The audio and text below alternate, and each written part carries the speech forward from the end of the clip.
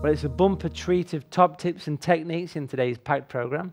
Let's pull another Christmas cracker and join our very own pencil wizard, Malcolm Cudmore, as he conjures up another magical product to help you paint outdoors with no water pot and no spills. A fairly recent innovation for artists is the development of this. I'll call it a water brush. It's a brilliant idea. I'm so smitten with them that I always have some now in my sketching bag that I take around with me.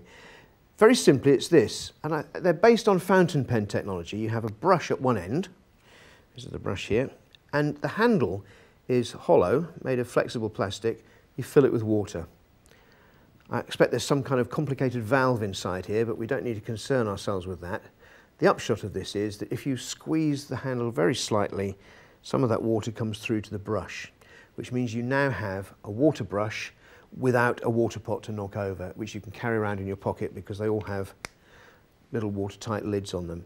These ones happen to be Derwent water brushes. They're available in 3 different tips. This is the fine tip, and if I just show you what it does, it's wet. I've applied a very simple drawing here with some Inktense blocks. Now, Inktense is a water-soluble medium. The minute I apply the brush, which has water in it, it dissolves the pigment,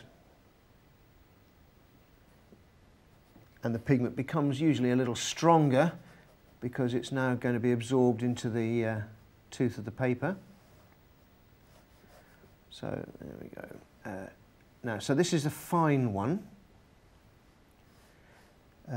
You don't need to carry a water pot around with you. I usually carry a little bit of tissue. In fact, I've nearly always got tissue in my pocket anyway, just to wipe the colour from the end so that you don't transfer too much colour from one area to another.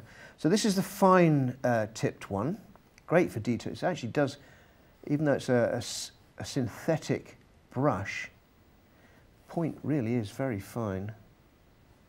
It's available in a broader tip, that's the number 2.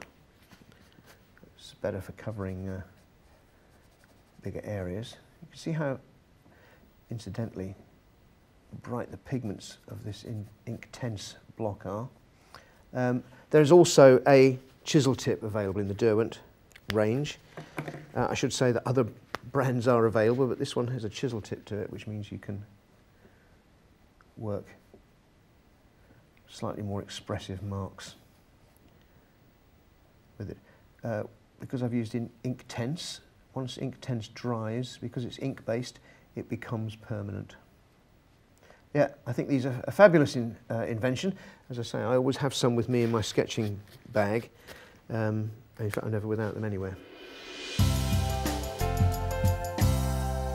Thanks, Malcolm. Water brushes really are a great little accessory, perfect for use in the studio or for taking out and about. They're portable, leak-proof and easy to clean. Definitely a must-have stocking filler for any artist that's painting plein air. Okay, before we ask Santa Baby to slip a sable brush set under the tree, let's have a quick dip into the splashy paint post bag and answer a few more of your artistic questions. James Sanderson has emailed in, how do I prevent my oils drying out between painting sessions? I thought they would stay workable for months. Really, oils can stay workable for months. It's definitely affected by how you are storing them. If you're using a wooden palette, the wood will soak up the linseed from the oil colour, which will cause it to dry out. You can hinder this by waxing the palette first. The temperature will also have an effect on the drying time.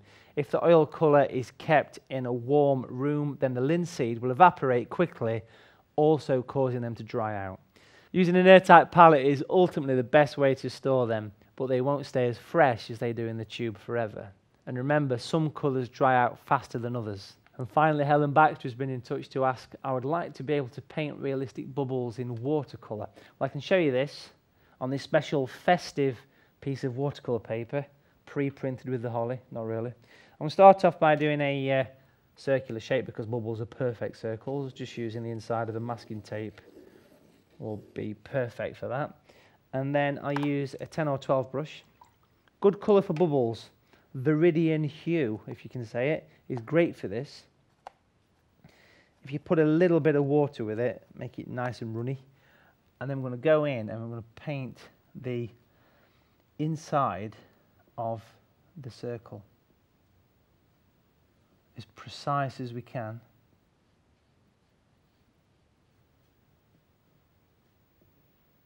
There we go. Let's take it all the way around, but make it wider on one side. And then we'll clean the brush, wipe it on tissue. Watch out for that there. There we go. Clean the brush, wipe it on tissue again. And then I'm just going to blend it in, making a highlight on one side. So you can see already it's creating like a glass marble effect, which really is very similar to what we're talking about when it comes to a bubble. I'll then go for a size 6 brush and use a little bit of blue in with the Viridian, making a slightly colder version of the same colour. And just on the bottom edge, maybe what we could say to be the darker edge, I'll drop in some of that colour and work it around the sides. So you can see that's taking it under, and then just a little bit on the top edge would be quite nice as well. Clean brush again, and make sure all that blends nicely in. You can leave reflections as well, follow the shape, leave these square shapes. You quite often see a reflection of a window. I don't know if you can see that there, but that really does change the whole thing. But as long as you follow that curve, the shape of it, then it will work. And make sure all that softens into the lightest part of the picture. So reflecting windows or lights is a great way to do it. If you were spending more time, you would also use some white. And a nice thing to use is some, nearly spilt it then, iridescent medium. This is a water-based, very fine quality glitter. Use a damp brush and just add a couple of little bits.